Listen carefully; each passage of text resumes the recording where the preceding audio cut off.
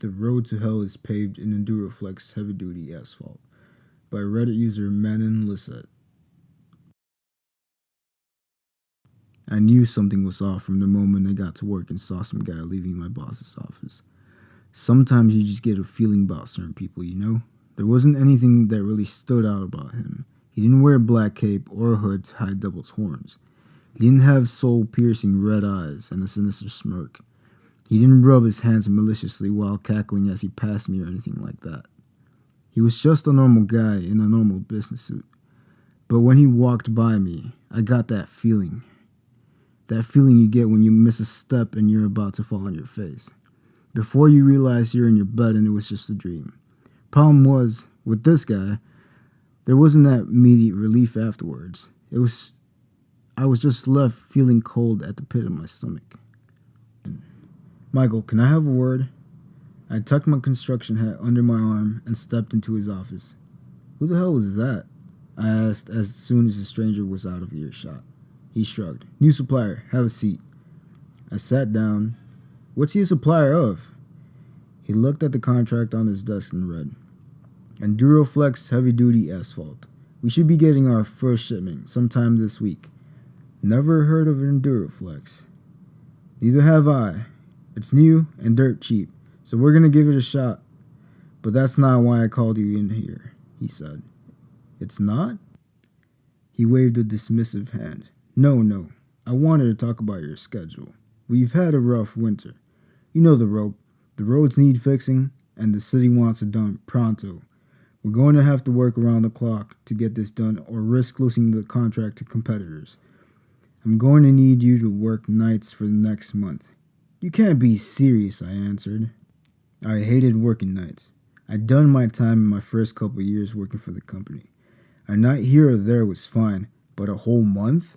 Talk about a punch to the balls. I tried not to show my anger as I gripped my hat tighter. He continued, I need someone with experience out there. Someone who can get the job done fast. You can go home today, Michael. Get some rest. Come back tomorrow night. I'll have your assignments ready by then. You're the boss, I mumbled as I got up and left. I took the free time off and tried to adjust to my new schedule. But on such short notice, coffee was the only thing keeping me awake through the night. The first couple of shifts went by without incident. I wasn't sure when we'd start using the new asphalt or if I'd even notice a difference when we finally did. But if what happened a few nights ago was any indication, yes, there was a very noticeable difference. Chuck and I rolled up to our first assignment of the night, a main road going through the suburbs. The day and evening crews had already stripped the street and laid down fresh gravel. I could even see a short strip of fresh, still steaming asphalt on the other side of the median. If we missed the evening crew, we hadn't missed them by long. Still, it was weird for them not to be there for the handoff. But it was even weirder that they left the paver at the site instead of bringing it back to us so we could fill it up before coming. The boss had just assumed they were still working and had told us to take the truck and join them there. Where's the crew? Asked Chuck. Must have clocked out already, I replied. Where's our crew? He continued. I hadn't noticed the rest of the team hadn't shown up yet. Technically, we could do the work just the two of us, but it was unusual not to have a few extra pairs of hands and eyes. Oh no, I replied. Ask dispatch? He let out a groan and grabbed his phone while I exited the truck and checked the road. The gravel was nice and even, ready for asphalt to be laid over it. It wasn't going to take us very long to get the job done. Chuck popped his head out of the window. They called in sick. I raised an eyebrow. All of them? He gave me an exaggerated shrug. Yeah, all of them. I rolled my eyes and sighed loudly. Alright, let's get this show on the road. The boss wants this street ready to drive on by morning. Park the truck, I'll get the paver. I was already pretty irritated about having to drive the paver all the way back to fill it up again. So when I approached and realized the evening crew had left it running, I nearly blew a gasket. Anyone could have wandered by and stolen it. Any kid could have slipped behind the wheel and gotten himself or someone else killed. And if that wasn't bad enough, they left nearly a full load of asphalt in the back. I could already picture myself wasting half the night struggling to clear it out now that it had the chance to harden. I stomped the rest of the way and climbed on the back to get a better look inside. To my relief, the asphalt was still steaming hot and didn't appear to have set yet. I grabbed the rake and ran it across the surface. Yep, it was still good. What a relief. I slipped behind the driver's seat, hit the gas, and turned her around. We did a U-turn to the other side of the median, where I waited for Chuck. It wasn't long before I saw the reflector strips of his construction vest. I rolled down the window and motioned for him to go around the back and help guide me. I could have managed without him, and him without me, but protocol was protocol. He gave me the thumbs up and I started pouring the asphalt. The paver screamed in protest. Imagine the shriek of a cat put through an amplifier at a death metal concert. In my mirror, I could see Chuck covering his ears and turning away. I stopped and jumped out of the paver. I was starting to understand why it hadn't been emptied. Something caught in the feeder conveyor? I asked. Chuck shook his head. Not from what I can see. The asphalt came out just fine. Damn thing's just really loud. What about the gears? Nope. I gave the paver a quick inspection, but everything looked normal to me. Ear protection? I offered. Please, he replied. We each put on a pair of noise suppression headphones and went back to our duties, this time relying solely on hand gestures. I could hear the mechanical shrieks even through the muffling headpieces, but I tried to work past it and kept pouring, hoping whatever was causing the disturbance would eventually resolve itself. Hopefully it would stop before waking up the whole neighborhood. We had barely gotten halfway through the strip of road that needed to be paved before Chuck motioned for me to stop. I stopped the process, but the screams continued this time. Maybe the issue was the engine. I pulled the key from the ignition. The mechanical shrieks diminished, but I could still hear something. Before I could look back, Chuck was pounding at the window. He was yelling something and talking really fast, but I couldn't hear him over the headphones. As soon as I pulled them off to listen to him, my ears were flooded with unholy sounds coming from behind the paver. The volume slowly lowered, but Chuck didn't bother repeating himself. He opened the door, grabbed me by the bust, and pulled me out of the vehicle. What the hell's going on? I asked angrily. Chuck didn't answer, just dragged me around the back where, to my horror, I found a human-shaped bump in the asphalt. Oh, fucking hell, I whispered. I didn't even think to question how it happened. I didn't even feel the paver run over anything. Had I been that careless? The lump suddenly moved. Its chest sunk, and it suddenly let out an agonized scream.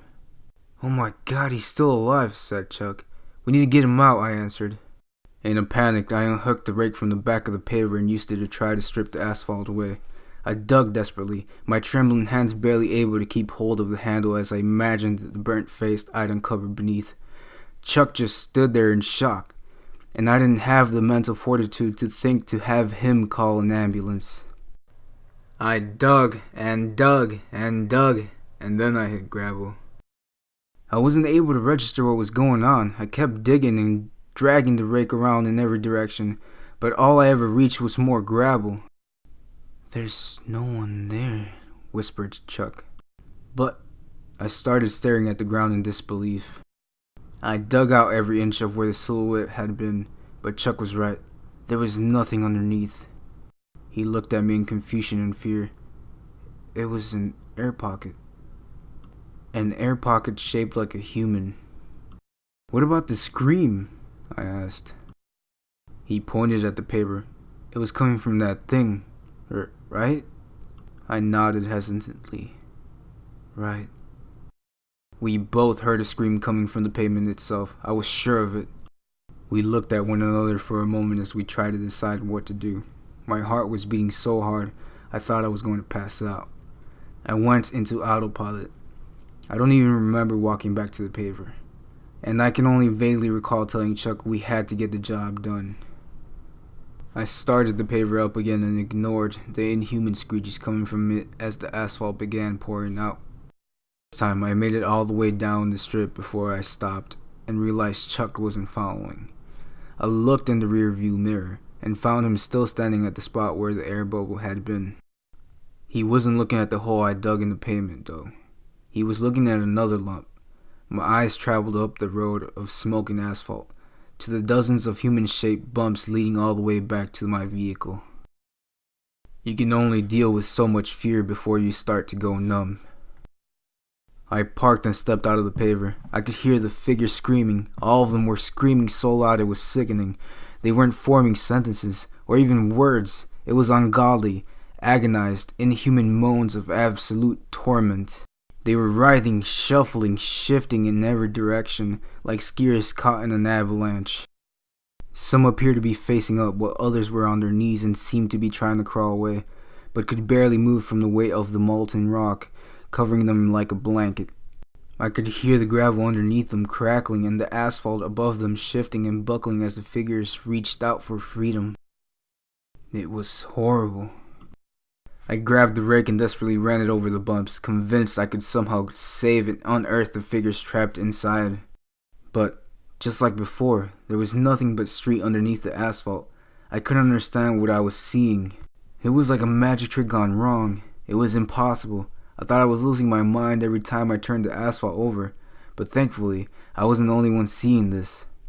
Chuck could see them. I could see the terror in his eyes as he just stood there and watched me. In a way, it was comforting not to go through this alone, even though he wasn't being much help.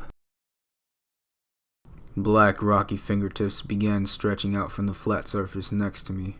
That's when I dropped the rake and backed onto the median. More fingers, then hands, and then faces emerged from everywhere, covering every inch of the asphalt. There were hundreds of them, maybe even thousands. I'm not sure. I could see their features more clearly now, as though the surface had become a wax mask. I could see individual creases in their fingers. I could make out their noses, sunken lips, wide open mouths as they continued to scream for help. I will never forget the sound of those cries. And then I heard the compact roller starting up, with Chuck at its helm. He looked at me with the eyes of a shell-shocked soldier. "We have to get the job done," he said. I couldn't stop him. Hell, I didn't even try. I just watched in shock as he began flattening the asphalt. I remember the crunching sound as he passed over the silhouettes trapped in the rocks. It reminded me of the sound my arm had made when I fell from the jungle gym in grade school and broke it in 3 places. "The job," he mouthed. "We have to get the job done." As he rolled over the lumpy strip, the screams became morphed in a way I couldn't properly explain to you. It was a sound equivalent of trying to drink with a broken straw. The noise was still there, but it couldn't quite make it out. Chuck ran over the pavement as many times as it took for it to become acceptably flat. I could see him repeating the same 6 words over and over to himself. The compact roller came to a stop. He sat there with his head in his hands. I think he might have been crying. The nightmare was over. I swallowed hard as I looked at the street. I could still see the faces, now stretched out and flat as pancakes. They were still screaming, but the sound was muffled, like they were yelling into a pillow or something. I just stood there watching and listening to the chorus of pain for hours. It wasn't until the asphalt had completely dried and hardened that the screams finally stopped. Or maybe they were just too low for me to hear them anymore. I'm not sure. The pavement took 6 whole hours to dry, 6 times as long as it normally would, and I stood there the whole time. I went home when the sun came out, still in shock from what I had seen. I called in sick from my next few shifts. Today I drove back to that street. Maybe it was morbid curiosity, or maybe I needed closure. I don't know. Maybe I was hoping the pavement would look normal to me, and I'd just move on, you know. I should have left well enough alone. When I looked at the road, I could still just barely make out their twisted, grief-stricken faces on the porous surface. They're on that street, and on every other street we've passed since then. Thanks for listening, guys. If you'd like to hear more from us here at Twisted Tale, please feel free to like, comment, and subscribe. And make sure to turn on notifications by clicking the bell. And welcome to the family.